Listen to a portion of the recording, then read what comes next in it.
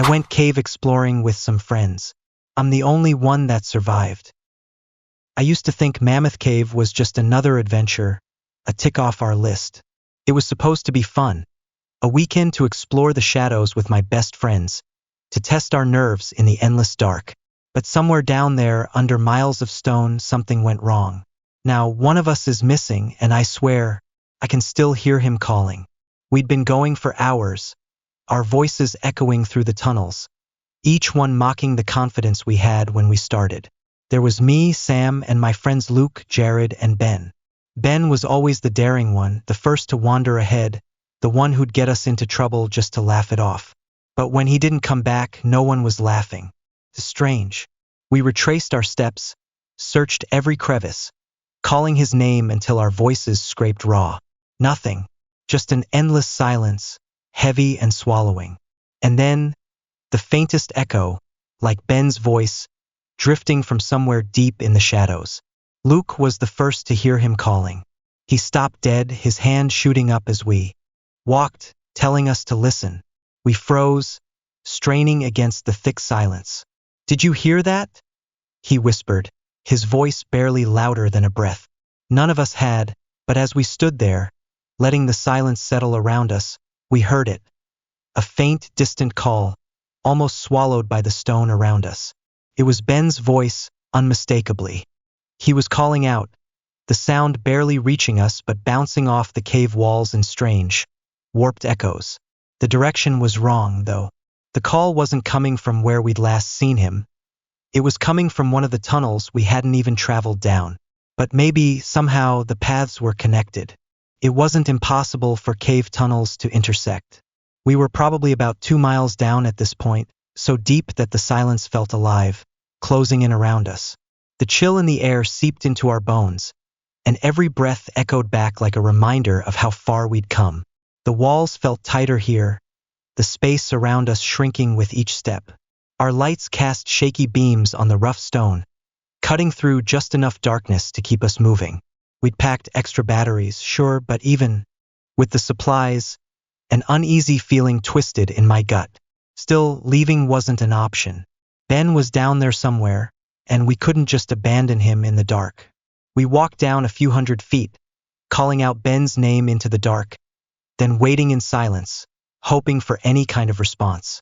The cave swallowed our voices, leaving only the faint drip of water somewhere far off. Then, after what felt like ages, we heard him. Came from behind us. "What the fuck?" Luke whispered, his voice tight and shaky, eyes darting back toward the path we'd just covered. Jared, louder than any of us, shouted back, "All right, Ben, you can stop messing with us now, man. This isn't funny, bro." I wanted to believe it, that Ben was just messing with us, hiding in some shadowed nook and waiting to jump out. But as I stared into the empty tunnel behind us, a chill crept over me. I couldn't shake the feeling that somehow it wasn't really Ben. We backtracked, our lights slicing through the shadows as we searched every inch of the area. We moved slowly, scouring every nook, every crack in the walls, but there wasn't a single trace of Ben. Not a footprint, not even a scuff mark. He was just gone. Eventually, we returned to the central cavern, slumping down on the cold stone to catch our breath and regroup. I told the others what had been gnawing at me, the dread curling around my thoughts. But Luke was quick to brush it off. "Oh, come on, man, you know Ben is just fucking with us?" he said, his tone forced, like he was trying to convince himself as much as me. "Well, how did he end up back here, then, when he was down there before?" I shot back. "I'm telling you guys, something isn't right." Before anyone could answer, Ben's voice echoed again, faint but unmistakable. This time, it came from the tunnel we'd seen him go down first. "Come on, guys, this way." His voice drifted down the rocky corridors, a lazy drawl that somehow felt wrong. Jared sprang to his feet, shouting down the tunnel, "Screw you, Ben. When I see you, I'm gonna beat the shit out of you." Then we heard it, a low, chuckling laugh, the sound echoing, but from a completely different tunnel. Luke and Jared exchanged glances, the bravado draining from their faces. It was like the air had thickened, and now they felt it too. Something was off. A chill crept over all of us, settling in our bones as Ben's laughter faded into the shadows. We huddled together, whispering hurriedly about what to do. The idea of leaving came up quick, but Luke shut it down fast. "We can't just leave Ben down here, guys," he insisted, voice firm but edged with unease. Jared shook his head, glancing toward the distant exit. "I'm going. I'll call the cops and tell them our friend's missing. I'll come back with a search party." It wasn't a bad idea, honestly. Part of me felt relief at the thought of professionals with equipment and experience. But Luke wouldn't budge, his jaw set, determination in his eyes. He wanted to keep looking, convinced that Ben was close, just around the next corner. Jared didn't wait for more argument. With a last look back, he took off down the path toward the exit, his flashlight bouncing along the walls until he was out of sight. Luke and I stood there in silence, the weight of the decision hanging heavy between us. Eventually, we decided to search a little longer. Just a little longer, we told ourselves. After Jared disappeared from sight, Luke and I ventured down the same tunnel Ben had vanished into. We called out, voices barely steady, and after a moment, Ben's voice drifted back, faint and distorted, like it was caught in a slow echo. The sound seeped out of a dark, narrow crevice ahead, just wide enough for us to squeeze through.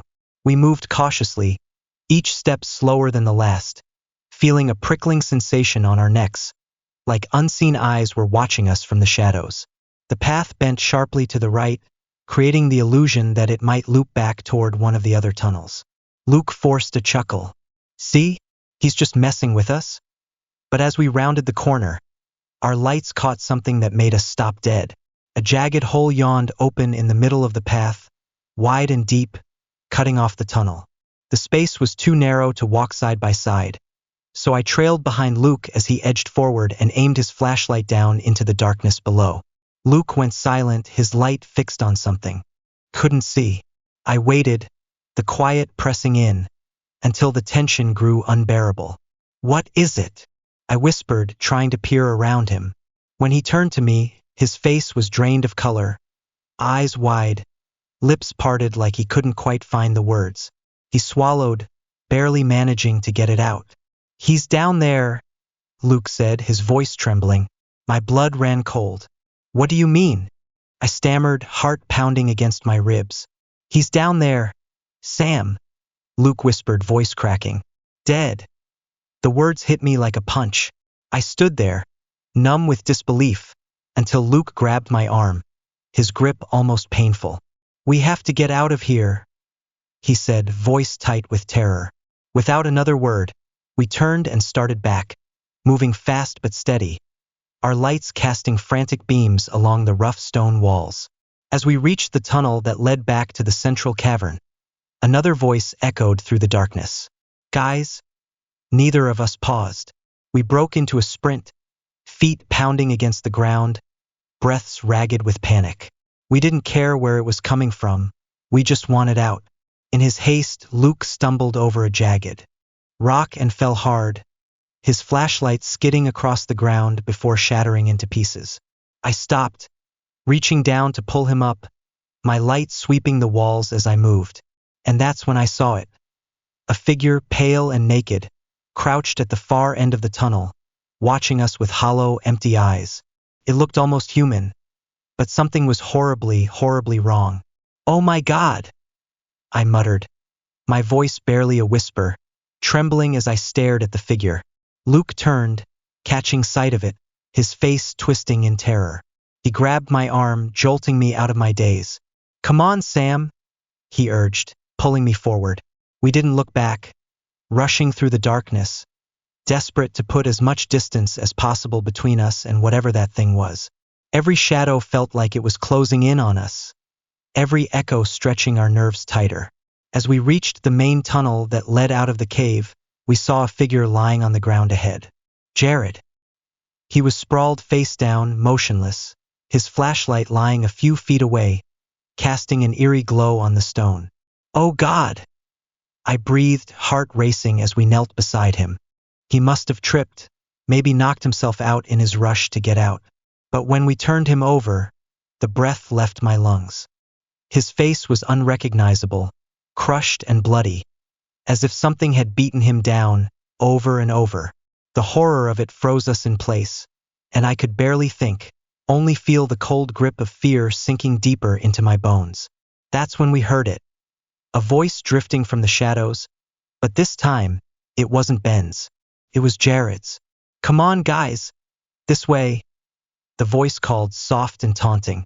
I swung my flashlight toward the sound, heart hammering, and there it was, standing just beyond the light's reach. Pale, humanoid, but wrong in every way. Its skin was chalky, almost luminescent under the beam, and its eyes, solid black, empty and endless. The thing stared at us for a moment, then turned, its movements jerky and unnatural, and ran down the tunnel, laughing in Jared's voice, a sick, twisted echo of the friend we'd known. "What the hell?" Luke whispered, voice barely audible over my own pounding heart. He grabbed my arm, his grip trembling. "We have to get out of here, man." Didn't need any convincing. We bolted, feet slamming against the stone, the darkness stretching ahead of us like a maw, ready to swallow us whole. As we ran, the creature's footsteps echoed close behind, its pace relentless. My heart pounded, my breaths coming in ragged gasps as we pushed forward. Suddenly, Luke stumbled and fell, hitting the ground hard. I skidded to a stop, spinning around, and that's when I saw it. The creature had caught up to him, gripping his leg and starting to drag him back into the shadows. Luke clawed at the ground, his face contorted in terror. Without thinking, I shone my flashlight directly on it, and as the beam hit, the creature shrank back, raising its long, bony arms to shield its huge black eyes. It couldn't stand the light. That much was clear. I stepped toward Luke, light fixed on the creature as it hissed and retreated, slipping back into the pitch-black depths of the cave. We backed away slowly, both of us trembling, the silence around us settling like a heavy weight. We kept moving, trying to keep our steps steady, though every nerve in our bodies screamed to run. Luke fumbled in his bag, pulling out his spare flashlight, and now with both beams cutting through the shadows, we scanned every crevice, every dark corner around us. The creature was silent now, but its presence clung to us, a feeling so thick it was hard to breathe. We both knew it was still near, lurking just out of sight, watching and waiting. Minutes stretched on, each one more suffocating than the last. But then, just as panic threatened to take over, we saw it. The cave entrance, a sliver of remaining daylight spilling in, piercing through the darkness like a lifeline. It was so close, a beacon of hope after the nightmare that had nearly swallowed us whole. We made it, or at least we thought we did. Step by step, we edged closer to the exit, the sunlight drawing us in, so close I could almost feel its warmth. But just as we reached the final stretch, the creature dropped down from above, a blur of pale skin and black eyes, crashing into Luke and sending him sprawling to the ground. I whipped around, frantically aiming my light, but it was too late. In an instant, the creature pinned him down, smashing his head against the stone with brutal force. Paralyzed for a split second, my mind screamed at me to act, to do something. But instinct took over. I turned and ran, abandoning Luke's final, muffled cries, leaving my friend behind. Tears streamed down my face, blurring my vision as I pushed myself forward, barely seeing the light ahead. When I finally burst out of the cave into the fading daylight, I collapsed to the ground, gasping for air, chest heaving, and the weight of loss crashing over me. The tears came hard, unstoppable, as I lay there, shattered, knowing I was the only one who'd made it out. As I forced myself to stand, steadying my breath, I heard it, Luke's voice, faint and choked with fear, calling out from the depths of the cave. "Sam, please, help me." I froze, every instinct screaming at me to ignore it, to remember what I'd seen, to remember that Luke was gone. But hearing his voice, broken and desperate, twisted my insides. The guilt clawed at me, sharper than any fear. I had left him. I had abandoned him. The pleading continued, soft but relentless, each word pulling at the frayed edges of my sanity. Some part of me wanted to turn back, to run into the dark, convinced he was waiting, that I could still save him. But another part, a colder, darker part, knew the truth. It wasn't Luke. It was the creature, mimicking his voice, sinking its claws into the last threads of hope I had left. And yet, what if, somehow, it really was him? The thought tore at me, leaving me stranded there, helpless and shattered, unable to move forward or look back. Finally, I forced myself to turn away from the cave, each step heavier than the last. I had to leave. I had to get out and tell someone what had happened, no matter how impossible it all seemed. But as I reached the edge of the forest, the realization settled in. I couldn't tell them the truth. They'd never believe me. No one would. I could already picture the looks of doubt, the whispers, the judgment.